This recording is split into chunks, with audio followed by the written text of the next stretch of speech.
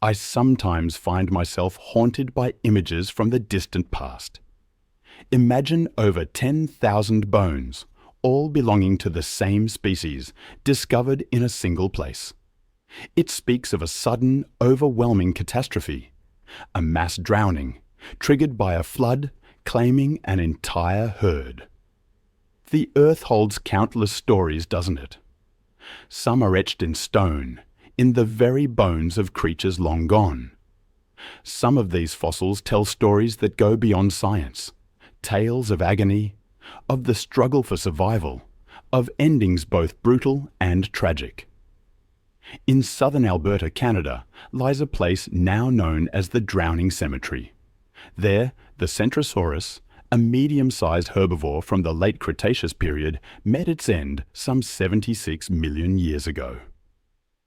This dinosaur, with its prominent nasal horn and ornate frill, stood about 6 meters long and weighed over 2 tons. It was an animal adapted to living in herds, but it was precisely this group behavior that sealed the fate of thousands on that fateful day. The area, once a floodplain near an ancient river, became their collective grave. It's a macabre photograph of a moment of natural horror, preserved in time. The rain, I imagine, came down in sheets. Within hours, the familiar territory transformed into a chaotic scene. Mud, raging currents, despair. The ground, saturated and unstable, began to give way. The Centrosaurus, caught completely by surprise, tried to flee. But their panicked escape only led to more destruction.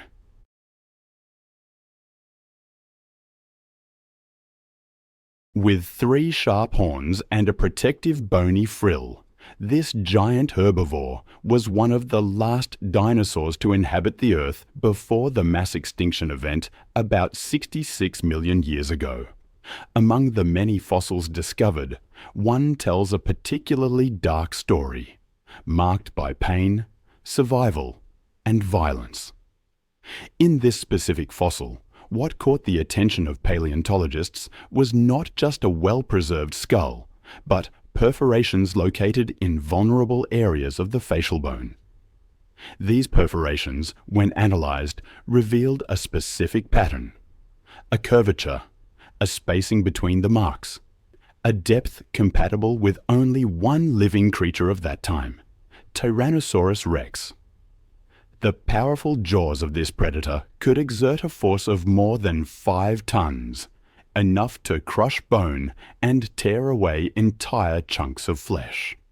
But what makes this case so intriguing is that the Triceratops did not die at the moment of the attack. Quite the opposite.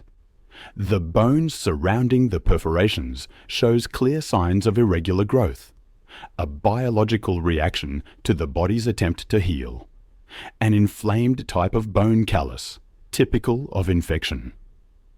The Triceratops survived. This discovery changes the traditional narrative of the late Cretaceous food chain.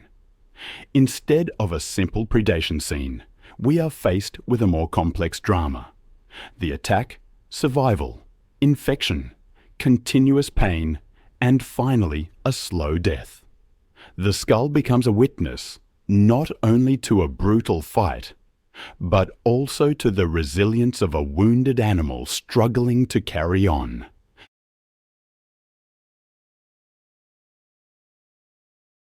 The infection that settled into the perforations of the skull was severe. The disorganized bone growth indicates that the body reacted however it could. This inflammatory response is a clear sign that it lived for several weeks after the attack, perhaps even months.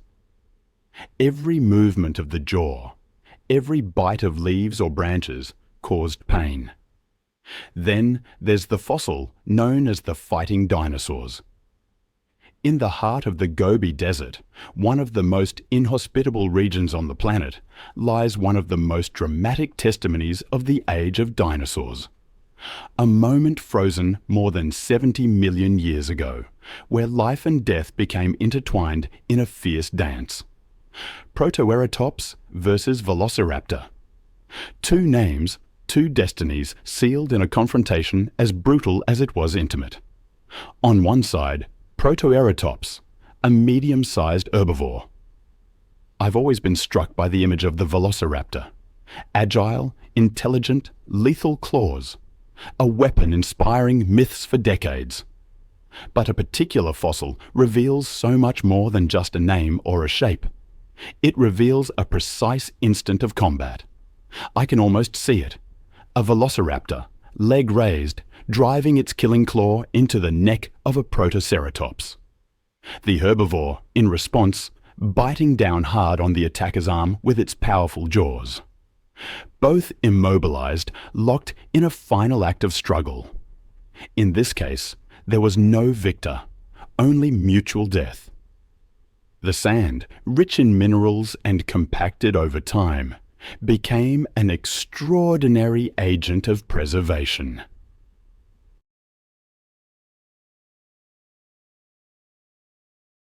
In China, within the Yixian Formation, entire groups of Psittacosaurus, small bipedal herbivores, have been found piled together in layers of volcanic sediment. All evidence suggests they were buried alive by ash from a sudden eruption. In Mongolia, sandstorms engulfed dinosaurs in mid-motion, their poses preserved within the desert, revealing final attempts to escape an inevitable death. In Madagascar, a mudslide captured an entire group of Majungasaurus, predators that, according to the evidence, had no time to fight back. They were crushed, immobilized, preserved. And in North America, in locations like the Morrison Formation, the remains of Diplodocus and other sauropods appear grouped in patterns suggesting entire herds were wiped out at once by sudden floods. These sites allow us to see beyond death.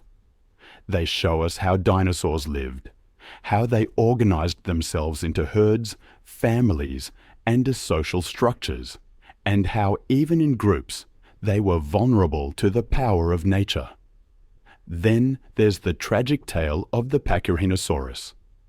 In the petrified silence of time, when the world was ruled by gigantic reptiles, a tragedy unfolded beneath the darkened skies of ancient North America. These bones belong to Pachyrhinosaurus, a gregarious herbivore whose head was adorned with thick bony bosses rather than sharp horns. But it's not this animal's appearance that draws attention. It is the way it died.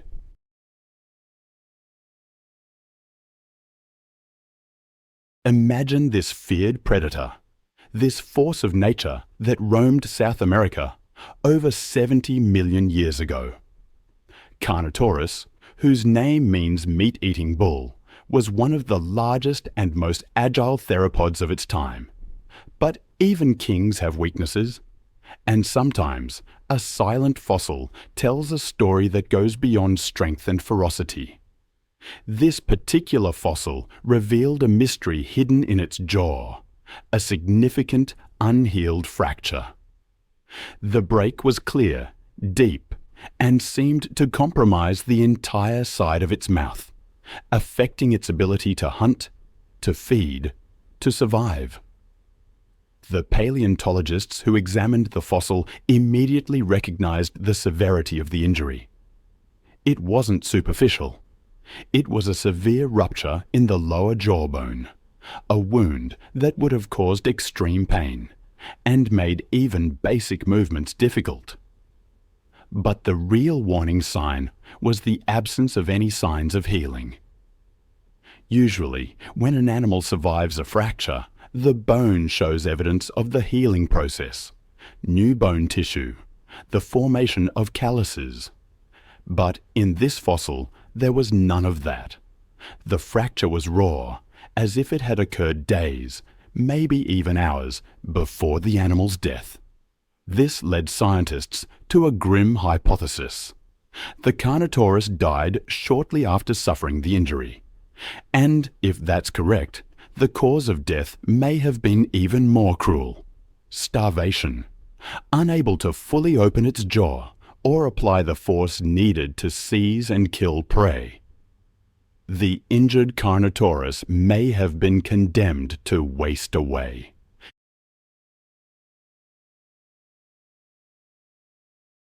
A predator that once ran free and relentless, reduced to a weakened body, slowly succumbing to its debilitating condition.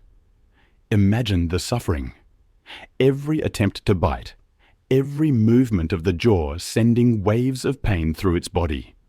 Each step slower, more hesitant. A predator transformed into a shadow of what it once was, pushed out of territorial disputes, abandoned by prey, perhaps even by its own kind. Then there's the Tyrannosaurus Rex fossil, the one with bite marks on its bones, left by another Tyrannosaurus Rex. In the heart of a landscape fossilized more than 66 million years ago, a giant once rested, a colossal predator that reigned supreme during the Cretaceous. Tyrannosaurus Rex, tyrant lizard king. And a singular fossil discovered in Montana revealed something fascinating, something unprecedented about the life of this predator. The tooth marks embedded in the fossilized bones don't belong to a smaller or opportunistic predator. They match the robust, widely spaced, deeply penetrating dentition of another tyrannosaur. This forces us to reconsider everything we thought we knew about the social and feeding behavior of these animals.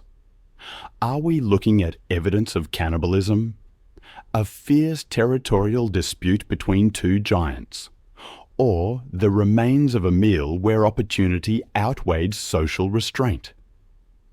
To understand the significance of this, we have to understand what Tyrannosaurus Rex was.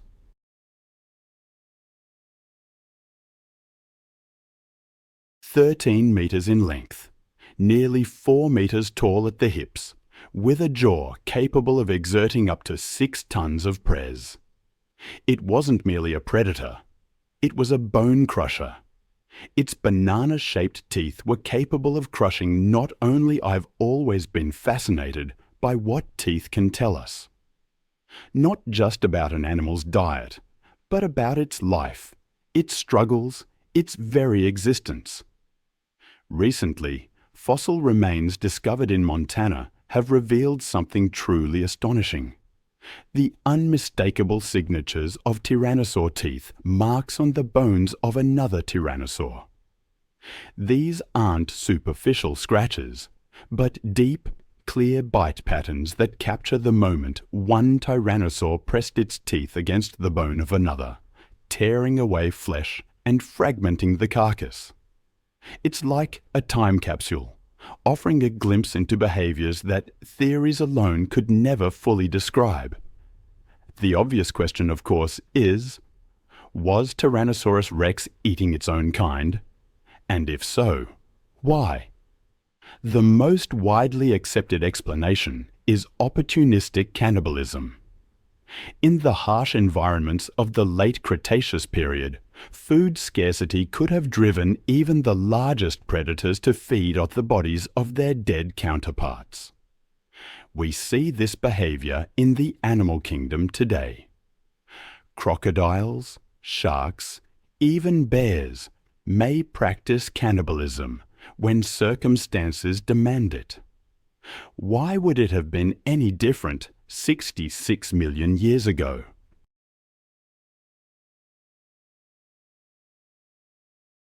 There's also the more dramatic possibility of a fight between two Tyrannosaurus Rex individuals, perhaps over territory, mating rights, or dominance over a kill. The victor, in that scenario, may have consumed parts of the defeated rival. We see this in modern predators as well. Wolves, for example, will kill members of rival packs and feed on them.